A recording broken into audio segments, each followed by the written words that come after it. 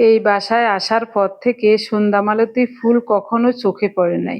আসলে সন্ধ্যার সময় বারান্দায় আসাও হয় না। এখন একেবারে ভর সন্ধ্যাবেলা ফুলগুলো দেখে আমার কাছে যে কি ভালো লাগছে, চোখ জুড়িয়ে যাচ্ছে। সাথে সাথে মোবাইলটা নিয়ে আসলাম এবং আপনাদেরকে দেখাচ্ছি। এই টবগুলোতে আরো 3 রকমের ফুল গাছ আছে, যেমন নয়নতারা, অপরাজিতা এবং নটা ফুল গাছ।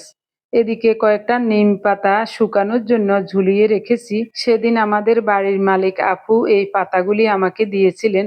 সাথে সাথে আমি বালতিতে ঝাঁকিয়ে ঝাঁকিয়ে ধুয়ে পাতাগুলি এখানে ঝুলিয়ে রেখেছি এবং শুকিয়েও গেছে। দেখি আগামীকাল পাতাগুলো গুঁড়ো করে বোতলে ঢুকিয়ে রাখবো, কয়েকদিন খাওয়া যাবে।